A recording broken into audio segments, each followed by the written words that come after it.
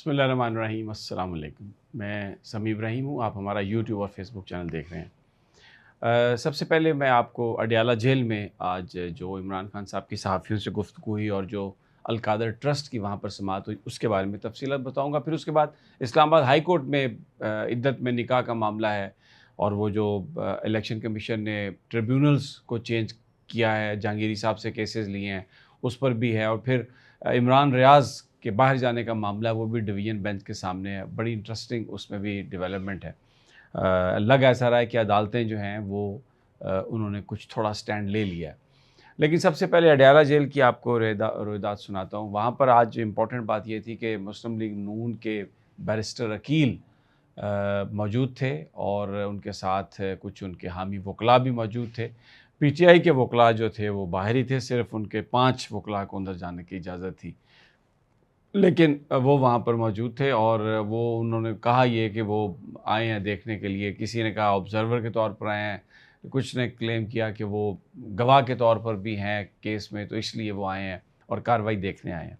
बहरहाल आज कार्रवाई जुमे के लिए तक मुलतवी हो गई अदालत की और हाई कोर्ट का नोटिफ़िकेशन दिखा दिया गया अदालत में, तो जिस पर पीटीआई के वकला ने जो इतराज़ था कि ये लॉ मिनिस्ट्री के नोटिफ़िकेशन के तहत जज बने हैं, वो इतराज़ उन्होंने वापस ले लिया। तो अब जुमे वाले दिन इसकी समाअत होगी। लेकिन इमरान खान साहब ने एक मुख्तसर गुफ्तगू की, तकरीबन कोई ये 4-5 मिनट की गुफ्तगू थी। बड़ा गहरे रंग का उन्होंने वो शलवार कमीज़ वो पहना हुआ था, ऊपर जो शर्ट वो गहरे रंग की पहनते हैं और नीचे क्या था, शायद ट्राउज़र होगा, लेकिन वो हमें नज़र नहीं आ रहा था। तो इंतज़ार पंचोता उनके साथ थे। तो उन्होंने कहा कि मैं सबसे पहले आपको ये बताऊँ बात कि ये जो सर्जरी की बात हो रही है मोहसिन नकवी के हवाले, जो मोहसिन नकवी ने बात की, तो बिल्कुल सर्जरी होनी चाहिए, लेकिन सर्जरी मोहसिन नकवी की या जिसने मोहसिन नकवी को यहाँ पर लगाया उसकी होने की ज़रूरत है सर्जरी की। और इमरान खान ने कहा कि ये बतौर वज़ीर दाखिला इनकी परफॉर्मेंस आप देख लें, इनको वज़ीर आला ये कोई कॉम्पिटेंट नहीं थे, इनको लगाया गया और इन्होंने जिस तरीके से वो जो सब कुछ डिलीवर किया और अभी एफआईए को ये इस्तेमाल कर रहे हैं पीटीआई के लोगों को दबाने के लिए, तो ये बिल्कुल सर्जरी, लेकिन सर्जरी जिस तरफ होनी चाहिए वहाँ पर सर्जरी की ज़रूरत है। फिर उन्होंने कहा कि मैं एक पिटीशन दायर कर रहा हूँ सुप्रीडेंट जेल के ख़िलाफ़ और यहाँ पर जो स्टाफ है उसके ख़िलाफ़, और उसकी वजह ये है कि मुझे सिर्फ़ 30-30 मिनट की 3 मुलाकातों की इजाज़त है। 30 मिनट अपने वकला के साथ, 30 मिनट पार्टी के साथ, 30 मिनट फैमिली के साथ। लेकिन उसको भी जेल हुकाम जो हैं वो कैंसिल कर देते हैं। मसलन अब सुप्रीम कोर्ट में जब मेरी पेशी थी तो मैं वहाँ पर था, थोड़ी देर हो गई तो उन्होंने उसको मनसूख कर दिया। बजाय इसके कि उसको रीशेड्यूल करें, उस मीटिंग को ही वो मनसूख कर देते हैं। तो मैं ये इनके ख़िलाफ़ कर रहा हूँ, दावा कर रहा हूँ कि जब नवाज़ शरीफ और ज़रदारी यहाँ पर थे तो उनको मुलाकातों की इजाज़त थी, उनको तमाम फ़ैसिलिटीज़ थी। मैं कोई कंप्लेंट नहीं कर रहा, ये बात ख़ास तौर पर कही इमरान खान ने। ना मैं ये कह रहा हूँ कि मुझे उस तरह की सहूलियात चाहिए। मैं सिर्फ़ ये कहता हूँ कि जो मेरी मुलाकातें हैं, जो मेरी इजाज़त है मुलाकातों की, अगर किसी वजह से, किसी अदालत में पेशी की वजह से अगर उस वक़्त वो शेड्यूल पर नहीं हो सकती, तो बजाय इसके कि उसको वो कैंसल करें, उसको रीशेड्यूल करें। और अगर रीशेड्यूल वो इस तरह ये जो ज़्यादती कर रहे हैं, और उन्होंने कहा कि मैं जो डेथ सेल है, मेरी दीवार जो है वो उसके साथ है मेरे कमरे की, और वहाँ पर इन्होंने मुझे रखा हुआ है। और फिर उन्होंने कहा कि ये जो इकॉनमी को बेहतर करने की बात कर रहे हैं, ये बिल्कुल इकॉनमी बेहतर नहीं हो सकती। मैं शुरू से कह रहा हूँ, पॉलिटिकल स्टेबिलिटी चाहिए। पॉलिटिकल स्टेबिलिटी के बग़ैर जो है इकनॉमिक स्टेबिलिटी नहीं आ सकती। ये जो पैसे हम ले रहे हैं, जो कर्ज़ा हम ले रहे हैं, इसको कैसे वापस करेंगे कर्ज़े को? अगर मुल्क में ज़राए आमदनी नहीं बढ़ेंगे, मुल्क में कारोबार नहीं बढ़ेगा, मुल्क में टैक्स नहीं आएगा, जनरेट होगा मुल्क में, तो किस तरह ये सारा जो है वो इस निज़ाम चलेगा और ये मुल्क जो है ये आगे जाएगा? तो ये बिल्कुल ये नहीं होने वाला।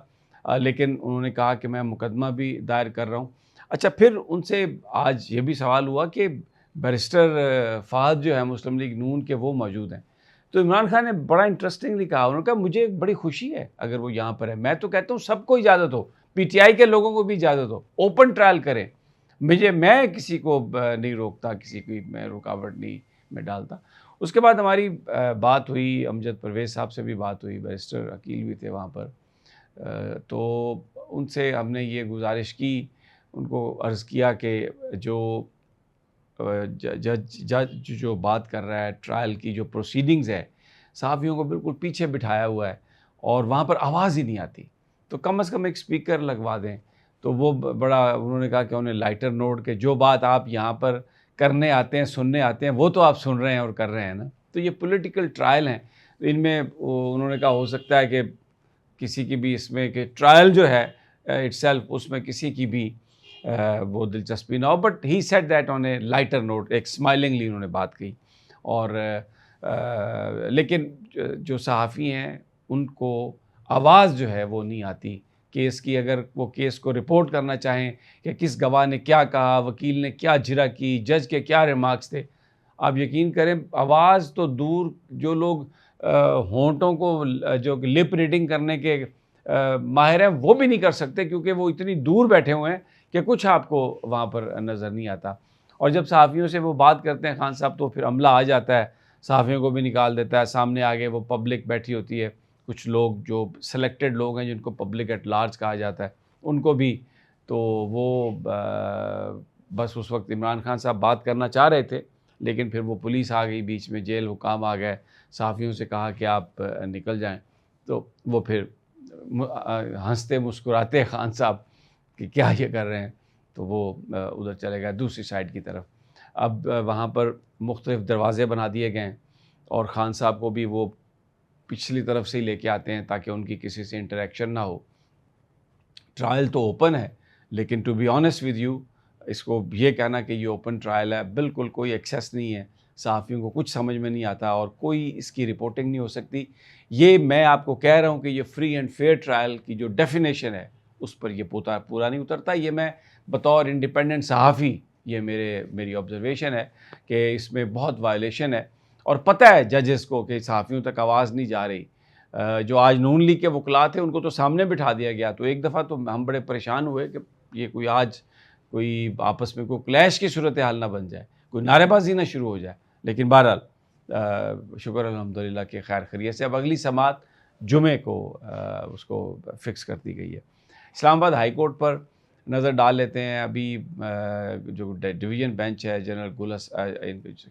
जस्टिस गुल हसन, सॉरी जनरल गुल हसन तो वो तो पुराने जनरल थे। तो जो जस्टिस मियाँ गुल हसन औरंगज़ेब और जनाब अरबाब ताहिर, उस पर मुश्तमिल डिवीज़न बेंच, उन्होंने कहा है वज़ारत दाखिला को कि रीज़नेबल सिक्योरिटी आप मांग लें। हम देखते हैं, नहीं तो आज फ़ैसला कर देंगे, क्योंकि आज आखिरी फ़्लाइट है हज की। तो इमरान रियाज जाना चाह रहे हैं, पिछले 3 साल से वो हज पर जाने की कोशिश कर रहे हैं, लेकिन उनको इजाज़त नहीं दी गई। हालांकि हाई कोर्ट ने, जस्टिस आमिर फ़ारूक ने ऑर्डर भी कर दिया था, लेकिन फिर उन्होंने कहा कि जो मिनिस्ट्री इंटीरियर, उससे आप बात कर लें, उनको ज़मानत दे दें। लेकिन इंटीरियर मिनिस्ट्री में कोई बंदा इमरान रियाज से बात करने के लिए तैयार नहीं है, और वो कहते हैं जी ऊपर से ऑर्डर है कि आपको बाहर नहीं जाने देना।